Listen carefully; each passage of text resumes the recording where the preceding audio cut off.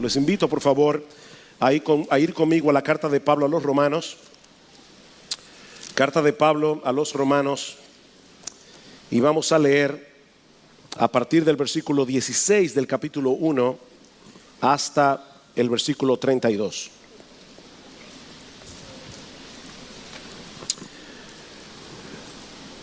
Porque no me avergüenzo del Evangelio, porque es poder de Dios para salvación a todo aquel que cree, al judío primeramente y también al griego. Porque en el Evangelio la justicia de Dios se revela por fe y para fe, como está escrito, mas el justo por la fe vivirá. Porque la ira de Dios se revela desde el cielo contra toda impiedad e injusticia de los hombres que detienen con injusticia la verdad. Porque lo que de Dios se conoce les es manifiesto, pues Dios se lo manifestó. Porque las cosas invisibles de Él, su eterno poder, su deidad, se hacen claramente visibles por medio de las cosas hechas, desde la creación del mundo, siendo entendidas por medio de las cosas hechas, de modo que no tienen excusa. Pues habiendo conocido a Dios, no le glorificaron como a Dios, ni le dieron gracias, sino que se envanecieron en sus razonamientos y su necio corazón fue entenebrecido.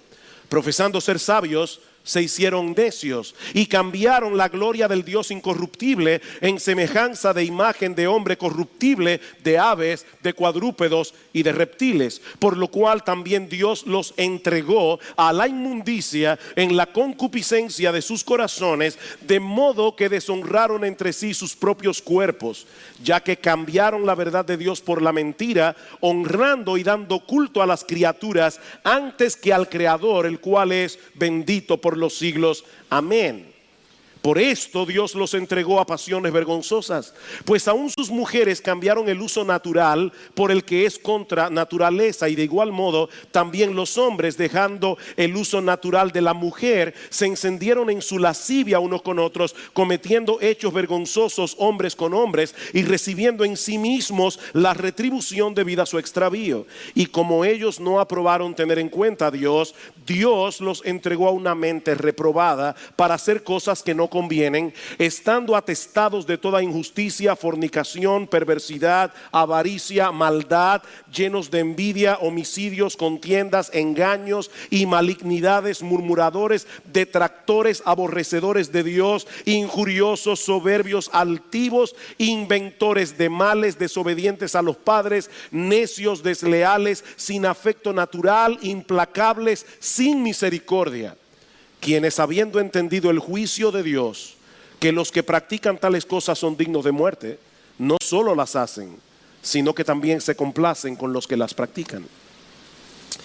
Como la mayoría de ustedes saben, el 26 de junio pasado, en una reñida decisión de 5 jueces contra 4, la Suprema Corte de los Estados Unidos legalizó el matrimonio homosexual en todos los estados de la Unión. Y dada la influencia que ocupa la nación norteamericana en el mundo occidental y el relativismo imperante en nuestra generación, es lógico suponer que esta decisión tendrá repercusiones de amplio alcance en muchos otros países, incluyendo la República Dominicana. Es por esta razón que nosotros vimos pertinente, los pastores de esta iglesia, de tener el curso de la serie expositiva que llevamos actualmente en el Evangelio de Marcos para tratar este tema este domingo y el próximo. Como les decía hace un momento, en la mañana de hoy estaremos considerando de manera particular cuáles son las raíces de la homosexualidad a la luz de este pasaje de la carta de Pablo a los romanos, y el domingo que viene, si el Señor lo permite, vamos a considerar cuál debe ser la respuesta de la iglesia a este intento de redefinir la familia, de redefinir el matrimonio, que son las dos instituciones más fundamentales de la sociedad humana. De igual manera, y como ya hemos avisado, en la tarde de hoy vamos a tener un panel abierto para responder acerca de la homosexualidad, abordando preguntas y temas que son difíciles de tratar en un mensaje como este. Ahora bien, hermanos, yo estoy consciente de que este es un tema polémico, este es un tema controversial, y que tanto los que están en contra como los que están a favor del matrimonio homosexual pueden asumir conductas muy agresivas para defender su posición. Por lo que yo me adelanto a decir que mi intención en esta mañana es abordar este tema desde una perspectiva bíblica y con un corazón pastoral. Desde una perspectiva bíblica, pero con un corazón pastoral. En otras palabras, nosotros queremos ser fieles a la enseñanza de las Escrituras con respecto a este tema, pero al mismo tiempo queremos ser sensibles a todos aquellos que están luchando con las consecuencias de asumir cierto estilo de vida e instruir a los creyentes para que podamos dar una respuesta que sea apropiada, no solo en el fondo, sino también en la forma. Y mi oración al Señor es que este mensaje de las Escrituras, como orábamos hace un momento, pueda traer luz donde haya verdadera confusión y pueda traer esperanza donde haya desesperación. Porque el Evangelio de Cristo sigue siendo poder de Dios para salvar a todo tipo de pecadores sin importar sus inclinaciones sexuales. El Evangelio salva a heterosexuales porque necesitan el Evangelio. El Evangelio salva a homosexuales porque necesitan el mismo Evangelio que necesitan los heterosexuales. Por otra parte, es importante aclarar que el tema central de este pasaje que vamos a estudiar en la mañana de hoy, en la carta de Pablo a los romanos, no es la homosexualidad. Y ya yo dije claramente que quiero ser fiel a la enseñanza de este texto. El tema central de este pasaje es la necesidad del Evangelio. De hecho, la Biblia no es un manual de sexualidad. La Biblia es una historia de la redención. Pero como yo espero mostrar en esta mañana, cuando nosotros colocamos la sexualidad humana en el contexto de esa gran historia redentora que se revela en las Escrituras, estamos mejor equipados para entender el problema con el que estamos lidiando aquí, así como la solución que Dios ha provisto para resolver ese problema.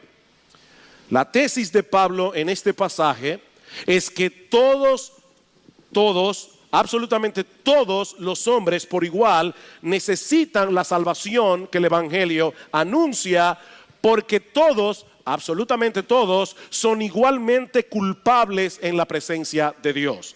Así que la buena noticia del Evangelio comienza con una noticia muy mala. Y de hecho no podemos entender la buena noticia del Evangelio si no entendemos primero la mala, que es lo que Pablo pasa a explicarnos aquí a través del versículo 18.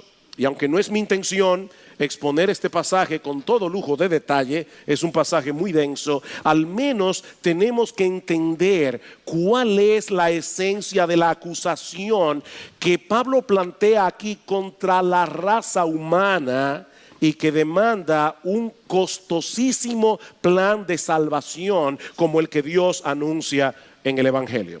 Nosotros encontramos básicamente dos cosas en este pasaje: una acusación general seguida por un desglose más específico, más concreto de esa acusación general. Versículo 18: porque la ira de Dios se revela desde el cielo contra toda impiedad e injusticia de los hombres que detienen con injusticia la verdad.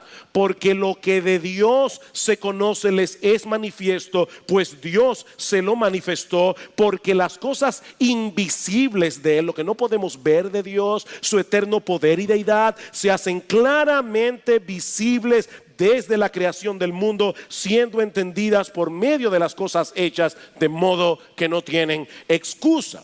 El cargo de Dios contra toda la raza humana es muy contundente.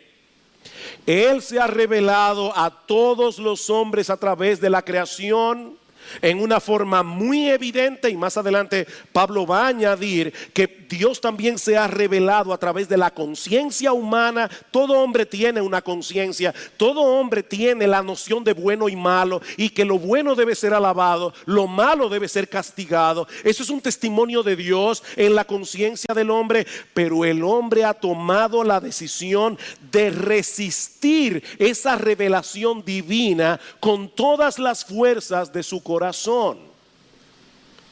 Como un artista que desea ser conocido, Dios ha puesto su firma en todo el universo que Él creó, y le dio al hombre la capacidad de entender esa evidencia. Esa es la verdad que el hombre ha detenido con injusticia. Por supuesto, eso no quiere decir que la creación nos revela todo lo que necesitamos conocer acerca de Dios. Pero Pablo está diciendo que revela lo suficiente como para saber que Él existe, como para saber que Él es digno de ser adorado, como para saber que Él es digno de ser obedecido.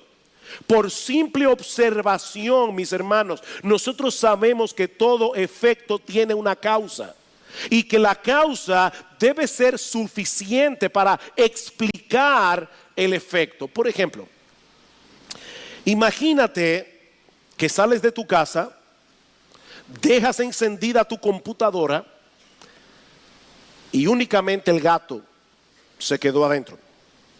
Cuando regresas tarde en la noche, encuentras en la pantalla de tu computador una nota que dice: prepárate para morir, te llegó la hora. Bueno, si tú eres como yo, ¿verdad? Así inteligente, seguramente vas a llegar a la conclusión de que alguien entró en tu casa, a esa brillante conclusión, de que alguien entró en tu casa y que dejó esa nota con un propósito. Ahora, puede ser un chiste de mal gusto o puede ser una amenaza escalofriante, pero la posibilidad de que el gato haya caminado por el teclado y haya escrito ese mensaje por accidente es imposible, y mucho menos la posibilidad de que lo haya hecho a propósito. Esa causa no es suficiente para explicar el efecto, así que tú vas a tener que seguir investigando. Ahora, noten algo interesante en este ejemplo que yo acabo de dar. El hombre está hecho de tal manera que es incapaz de encontrarse con algo como esto y no tratar de buscarle una explicación. Y no me refiero únicamente a un caso como este en que su vida puede estar en peligro. El hombre, por su propia constitución, como Dios lo hizo, el hombre razona, el hombre piensa lógicamente, el hombre se hace preguntas. Es por eso que las novelas y las películas de detectives son tan populares. Hay una curiosidad natural en el hombre que lo mueve a atar cabos, que lo mueve a sopesar las evidencias para tratar de saber exactamente qué fue lo que pasó. Bueno, lo que Pablo está diciendo aquí es que la existencia del universo y nosotros dentro de ese universo nos plantea el caso más fascinante, nos plantea el caso más relevante que detective alguno haya tratado de descifrar jamás. Solo que en este caso la solución resulta increíblemente simple, porque toda la creación está repleta de evidencia que nos hablan de un creador todopoderoso, lleno de sabiduría, que hizo todas las cosas con un propósito. Eso es tan claro, dice Pablo, que el hombre que no se postra ante Dios en adoración y con un corazón agradecido queda sin excusa, dice en el versículo 21, literalmente queda sin apología para defender su caso cuando tenga que presentarse delante de él en el día del juicio. El hombre sabe que hay un Dios, dice Pablo, pero pretende vivir como si no lo supiera. Noten el versículo 21. Pues habiendo conocido a Dios, no le glorificaron como a Dios, ni le dieron gracias, sino que se envanecieron en sus razonamientos y su necio corazón fue entenebrecido. Él sabe que hay un Dios, pero él pretende vivir como si él no lo supiera. Esa es en esencia la acusación de Pablo contra toda la raza humana. El hombre padece de una pecaminosa e inexcusable deshonestidad intelectual. Hay un reputado profesor de leyes y filosofía llamado Jay Budziszewski. No traten de aprenderse el nombre. Hay que repetirlo un rato para aprenderlo. Es profesor universitario de filosofía y de leyes. Budziszewski durante un tiempo fue ateo, pero finalmente llegó a la conclusión de que su problema era básicamente el autoengaño. Y ahora escuchen lo que dice él. El autoengaño, dice Budziszewski, significa hacerse el tonto. Significa pretender que no sabemos lo que en realidad sí sabemos. Jugar a que desconocemos lo que en realidad conocemos. Lo que estoy insinuando es que los seres humanos jugamos con Dios. Nos mentimos. Y una de las cosas acerca de las cuales nos mentimos es sobre nuestro conocimiento de la realidad de Dios. Y aquí él cita el Salmo 14, donde el salmista comienza diciendo: dice el necio en su corazón, no hay Dios. Y continúa diciendo el salmista: no le llama necio al hombre por pensar que no hay Dios, sino más bien por decirse a sí mismo que no hay Dios, aunque en lo profundo de su mente él sabe que no es así. Hay un Dios y él lo sabe, pero él se dice a su corazón, él pretende vivir de cierta manera. Esa es la acusación de Pablo en Romanos capítulo 1. El hombre sabe que existe Dios, pero pretende vivir como si él no supiera eso. Y por supuesto, nadie puede pretender tal cosa sin sufrir la consecuencia. Imagínate lo que sucedería con una persona que de repente decide pretender que los carros no existen. Y él va por la calle y él cruza porque él dice no existen. Ya ustedes se imaginan lo que va a pasar. El hombre pretende vivir como si no tuviera que tomar en cuenta a Dios. Y ahora Pablo quiere mostrarnos de manera más específica, de manera más concreta, cómo esto se manifiesta en la realidad, en la práctica, a través de 3 intercambios íntimamente relacionados entre sí. En primer lugar, el hombre, dice Pablo, decidió cambiar la gloria de Dios por la vanagloria de las criaturas. Versículo 21. Pues habiendo conocido a Dios, no le glorificaron como a Dios, ni le dieron gracias, sino que se envanecieron en sus razonamientos y su necio corazón fue entenebrecido. Profesando ser sabios, se hicieron necios y cambiaron. Aquí está el primer intercambio. Cambiaron la gloria del Dios incorruptible en semejanza de imagen de hombre corruptible, de aves, de cuadrúpedos y de reptiles. Alguien decía que el ser humano es un religioso incurable. Como fuimos creados originalmente para adorar a Dios y encontrar en Él nuestra seguridad y nuestra satisfacción, el hombre no puede desechar a Dios sin caer en la idolatría. Eso es imposible. Y debo aclarar, porque somos personas muy sofisticadas del siglo XXI, que cuando hablamos de idolatría no podemos pensar únicamente en un adorador de imágenes. Todo aquello en lo que ponemos nuestra confianza, en lo que buscamos nuestra identidad, nuestra seguridad, que no sea Dios, ese es nuestro ídolo. Es aquello en lo que nos refugiamos en momentos de dificultad, o como dice Timothy Keller, son aquellas cosas con las que contamos para hacer nuestras vidas significativas. Son aquellas cosas de las cuales decimos, yo necesito eso para ser feliz, o si yo no tengo eso, mi vida no vale nada ni significa nada. Eso es un ídolo. El hombre busca desesperadamente en las cosas creadas lo que solo puede encontrar en el Creador, y por eso experimenta una profunda insatisfacción, no importa su inclinación sexual. Hermano, yo tengo que seguir insistiendo. Este pasaje no es acerca de la homosexualidad. Este pasaje es acerca de la culpabilidad humana. El hombre vive insatisfecho, no importa si es homosexual o si es heterosexual. C.S. Lewis decía que la historia de la humanidad es una terrible y larga historia del hombre tratando de encontrar algo que no sea Dios, pero que le haga feliz. Esa es la historia del hombre. Tratando de encontrar algo que no sea Dios, pero que le haga feliz.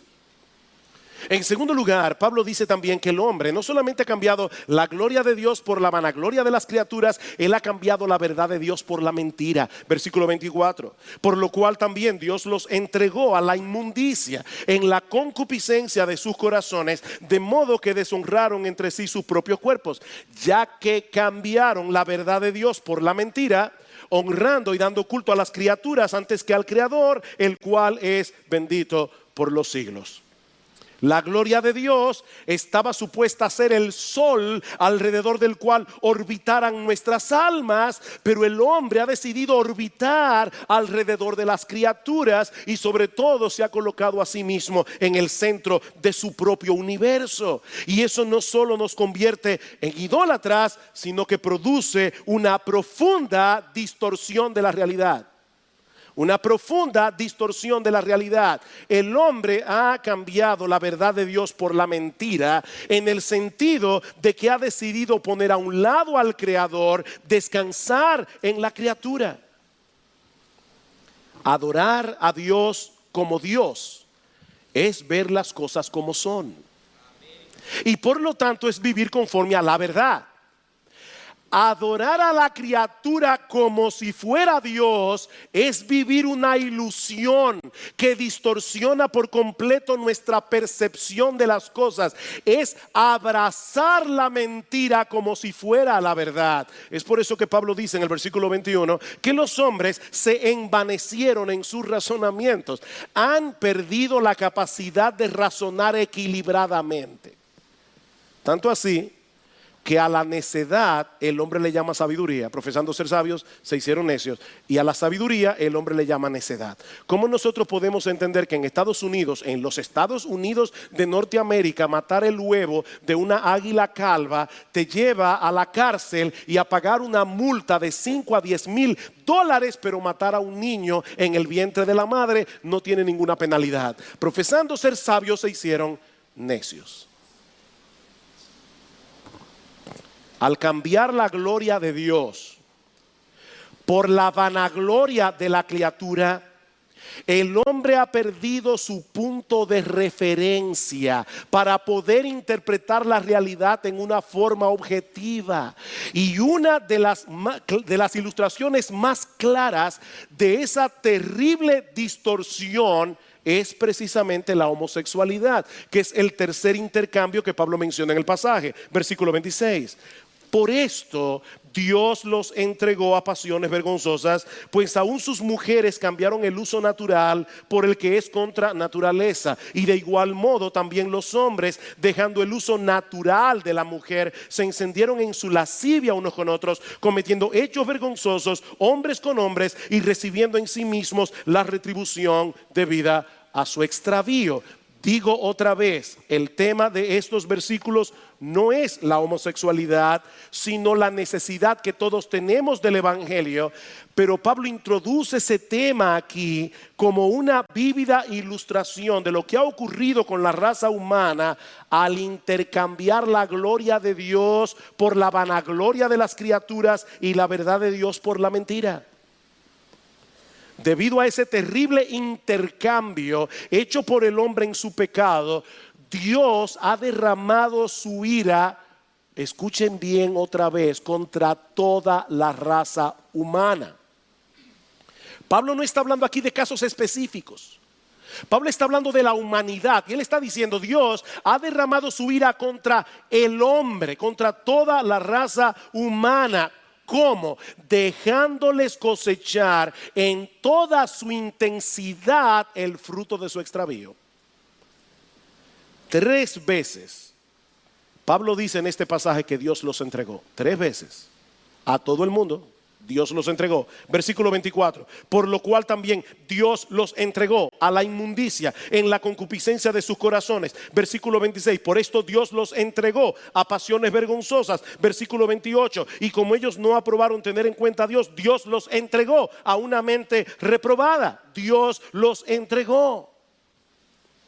Va a haber un despliegue de la ira de Dios en el día del juicio. Pero Pablo está hablando aquí de cómo se manifiesta esa ira aquí y ahora en el presente. Como dice el comentarista William Hendrickson, Dios en su ira permite que todos los pecadores impenitentes sean arrastrados por sus propios pecados al abismo de sus propias pasiones viles. Esa es una de las manifestaciones de la ira de Dios sobre una humanidad pecadora, que sabiendo que existe Dios, ahora quiere pretender que no lo sabe. Ahora quiere pretender que Él no está ahí. Ahora quiere pretender que su opinión no importa en lo absoluto. Y Dios los entregó. Pastor, pero la Biblia dice que Dios es amor. Yo lo sé. Pero también enseña que Él es perfectamente santo y que Él es perfectamente justo. Estos atributos no se excluyen entre sí, sino que se complementan. De hecho, déjenme decir algo que a algunos les va a parecer bien extraño. Precisamente porque Dios es amor, Él no puede permanecer indiferente ante el pecado y la maldad que destruyen al hombre creado a su imagen y semejanza. Alguien dijo muy sabiamente: todas las personas que realmente aman, en ocasiones se llenan de ira. No a pesar de que aman, sino más bien por causa de ese mismo amor. Óyeme bien, si el hecho de ver arruinarse aquello que tú dices amar, eso no te produce ira, eso es un síntoma de que tú realmente no lo amas. ¿Se entendió eso? Si tú realmente amas, tú tienes que tener ira. Si tú no sabes lo que es la ira, tú no eres una persona llena de amor, tú eres un indiferente. Y el indiferente o la indiferencia no es más que odio disfrazado. El verdadero amor no puede permanecer indiferente ante la crueldad, no puede permanecer indiferente ante la violencia, no puede permanecer indiferente ante la injusticia. Así que Dios muestra su ira contra el pecado en todas sus manifestaciones, no solo porque es un Dios justo, sino también porque es un Dios de amor. Él no puede quedarse de brazos cruzados ante el pecado del hombre, sino que ha derramado su ira desde el cielo, dejando que el hombre obtenga lo que quiere. Esa es la manifestación de la ira. Dejándolo que se vayan detrás de sus pasiones. Es lo que Pablo está diciendo aquí. Esa es la manifestación de la ira de Dios sobre una humanidad pecadora. ¿Quieren vivir pretendiendo que Él no tiene nada que ver con nuestras vidas? A pesar de todas las evidencias que Él ha dejado de sí mismo, Dios les está dejando experimentar las consecuencias de esa terrible y pecaminosa decisión. Y la homosexualidad no es más que una muestra de cuán distorsionada puede llegar a ser la percepción de la realidad cuando se decide vivir de espaldas a Dios, al punto de llegar a deshonrar sus propios cuerpos, como dice Pablo en el versículo 24. Por lo cual también Dios los entregó a la inmundicia en la concupiscencia de sus corazones, de modo que deshonraron entre sí sus propios cuerpos. Esa palabra inmundicia se refiere a todo tipo de pecado sexual, incluyendo también la homosexualidad, como vemos en los versículos 26 al 27. Y noten que los términos que Pablo usa en los versículos 26 y 27 para referirse a este pecado específico. En ambos versículos nos dice que son pasiones vergonzosas, que son antinaturales. Y al final del versículo 27 dice que es una conducta extraviada que trae consigo inherentemente retribución o castigo de parte de Dios. Y yo creo que de lo que Pablo está hablando allí no es del SIDA. Cuando Pablo dice en el versículo 27, recibiendo en sí mismos la retribución debida a su extravío, lo que Pablo está diciendo es que la perversión misma es parte del castigo. Es un pecado que lleva a más pecado, y esa es parte del castigo de Dios. Pero yo sé que estas palabras son fuertes, pero hermanos, eso está en la Biblia. Esa es la opinión de Dios revelada en las Escrituras. La conducta homosexual es una violación al orden establecido por Dios cuando Él hizo al hombre para la mujer y a la mujer para el hombre. Es en ese sentido que Pablo está usando aquí la expresión contra naturaleza. Y nosotros sabemos, yo he tratado con muchos homosexuales o con varios homosexuales a lo largo de mi ministerio. Yo sé que muchos perciben como natural sus inclinaciones homosexuales y que algunos piensan incluso que han nacido así. Pero quiero decir esto con todo cuidado. No son nuestros deseos, por más fuertes que sean, los que definen nuestra naturaleza. Es el propósito de Dios en la creación del hombre y de la mujer. El problema es que el pecado ha distorsionado tanto la personalidad humana que ahora deseamos cosas que no deberíamos desear. Y aclaro, este es un mal que nos afecta a todos, homosexuales y heterosexuales, a todos.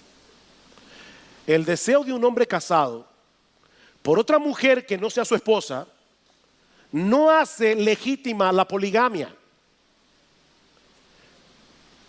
Porque no son nuestros deseos lo que definen lo que está bien y lo que está mal, y mucho menos cuáles deben ser nuestros derechos civiles. No son nuestros deseos lo que definen eso. De manera que la práctica homosexual es un pecado. Independientemente de lo fuerte que pueda ser la inclinación de aquel que lo practica, porque violenta el diseño de Dios para la sexualidad y para el matrimonio. Dios diseñó el matrimonio para que un hombre y una mujer pudieran unirse y llegar a ser una sola carne. ¿Saben para qué? Y esto es lo hermoso del matrimonio: para que sean una parábola viviente de la relación de Cristo con su iglesia, como dice Pablo en Efesios capítulo 5. Sí, yo sé que existen muchos factores que pueden incidir en el hecho de que una persona tenga inclinaciones homosexuales, al punto de que, mis hermanos y amigos que están aquí, es prácticamente imposible poder descifrar todos los factores que pudieron incidir en la vida de una persona para que tenga esa inclinación. Pero lo que Pablo enseña en este pasaje es que toda condición pecaminosa, no únicamente la homosexualidad, toda condición pecaminosa no es más que una manifestación de esa decisión que ha tomado el hombre en su pecado de detener con injusticia la verdad.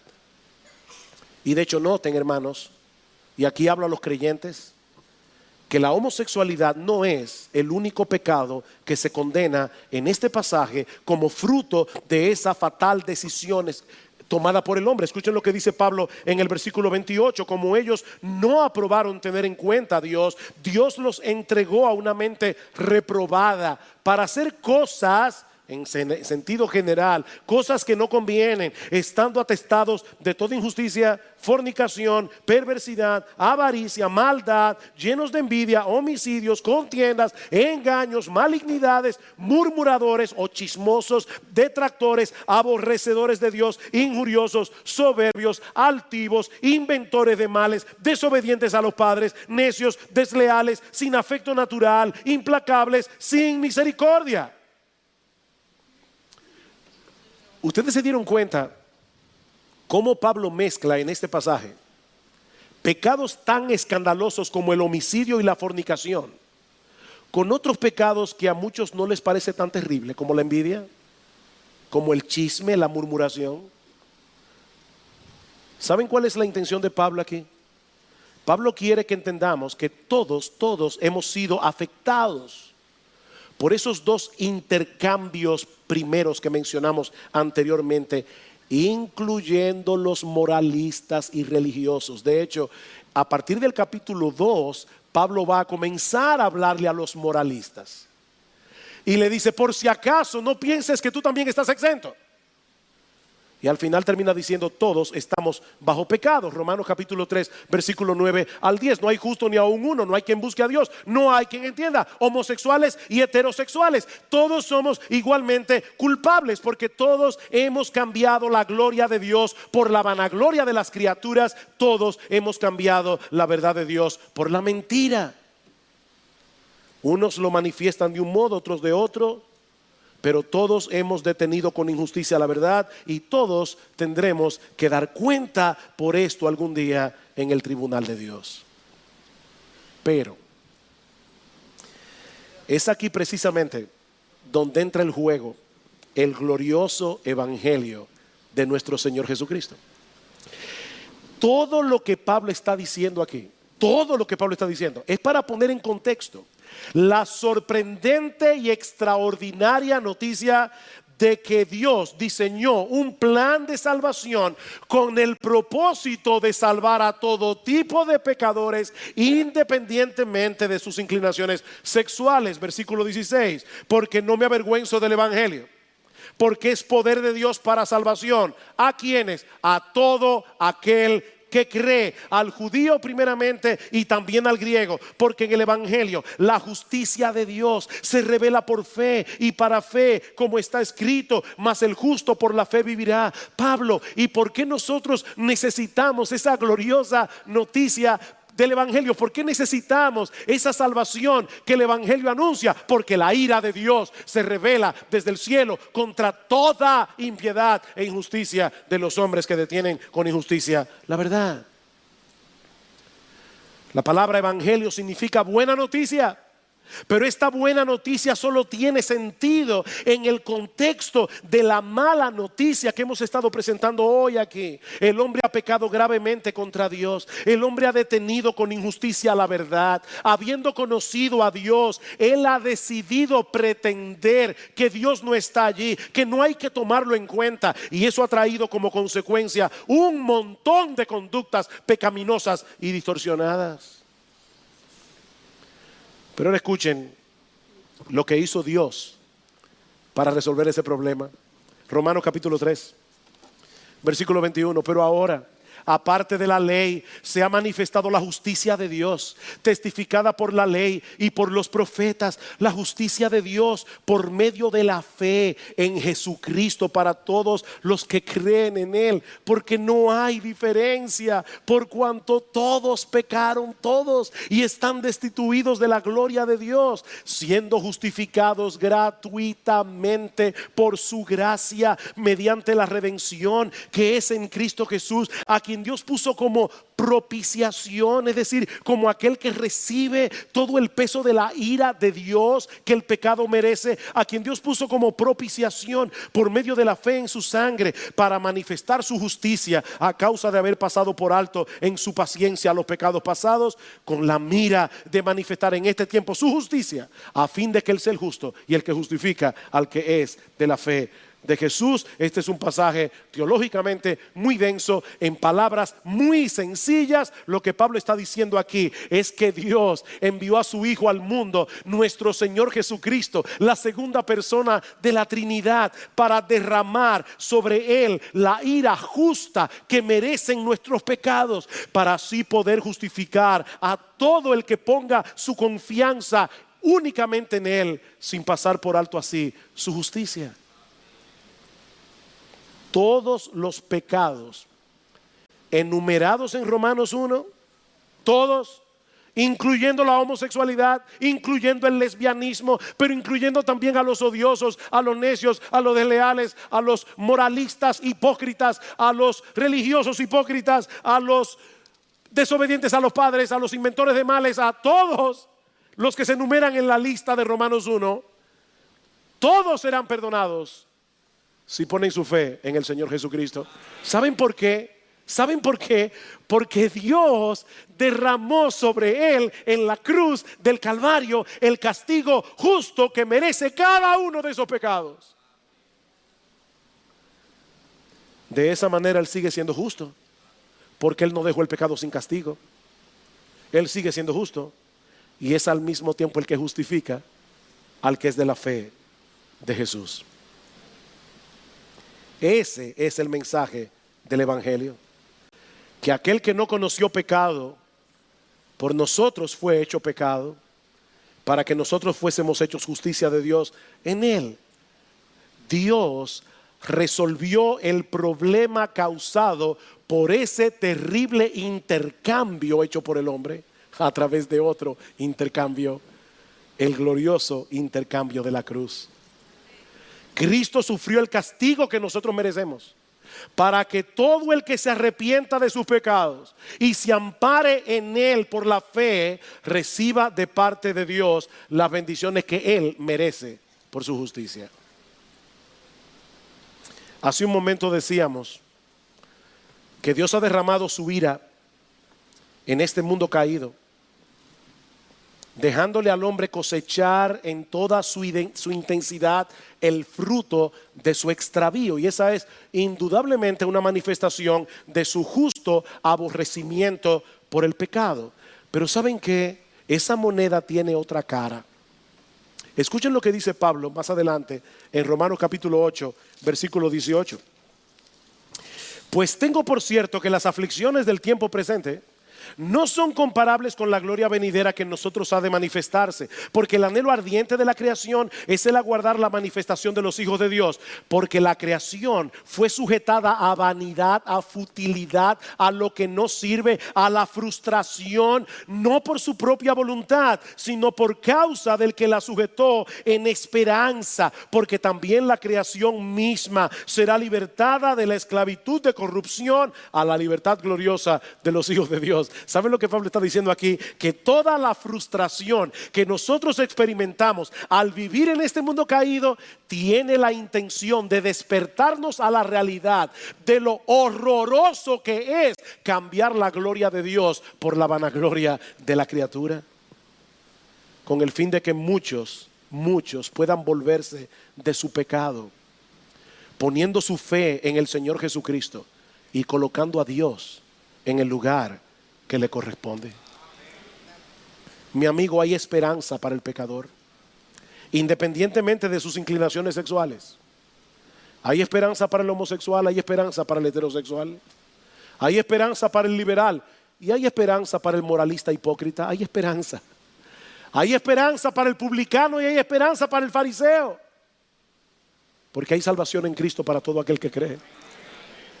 Escribiendo su carta a los Corintios, Pablo les recuerda que ningún pecador impenitente heredará el reino de Dios. Ninguno.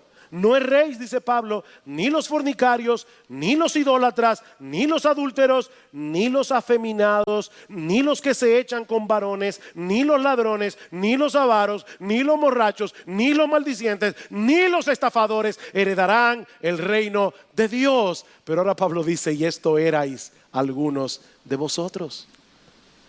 Esto erais algunos, mas ya habéis sido lavados, ya habéis sido santificados, ya habéis sido justificados en el nombre del Señor Jesús y por el Espíritu de nuestro Dios. Yo sé que muchos nos acusan de homofóbicos porque decimos que la homosexualidad es un pecado.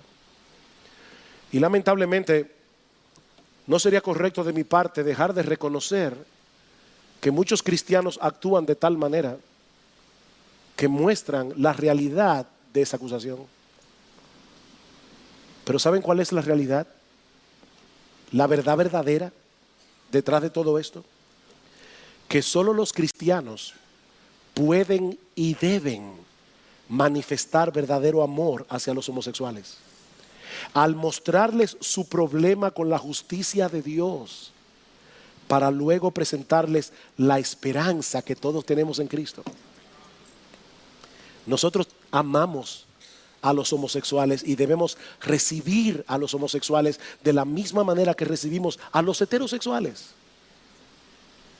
Queridos hermanos, no perdamos el foco en medio de este debate que se ha levantado en torno al matrimonio homosexual. Sí, nosotros queremos hablar donde quiera que el Señor nos dé la oportunidad de hacerlo y presentar la verdad acerca de la sexualidad humana y acerca del matrimonio en cualquier plataforma en la que nosotros podamos hacerlo. Pero nunca olviden que nuestra misión principal en el mundo es predicar el evangelio de Jesucristo, proclamando a los pecadores de todo tipo, homosexuales y heterosexuales, que hay perdón y vida eterna para todo aquel que cree.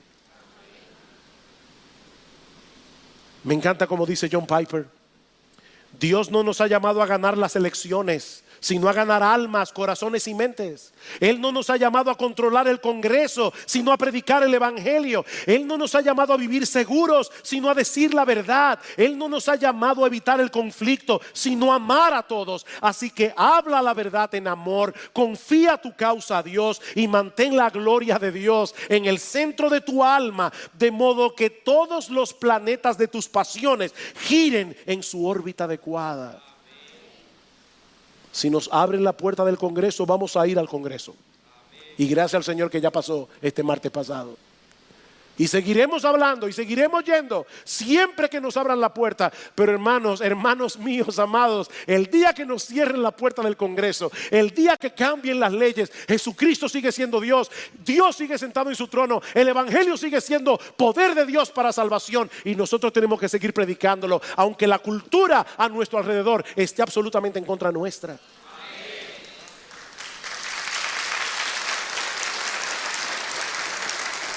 Y mi amigo, mi invitación en esta mañana a todos por igual es que vengas a Cristo en arrepentimiento y fe. No importa los pecados que hayas cometido, confiando únicamente en ese glorioso intercambio que Él llevó a cabo con su vida y con su muerte.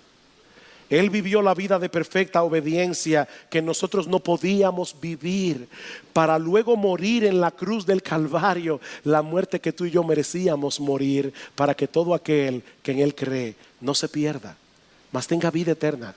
Dios salva y Dios transforma por el poder del evangelio, únicamente por gracia, por medio de la fe.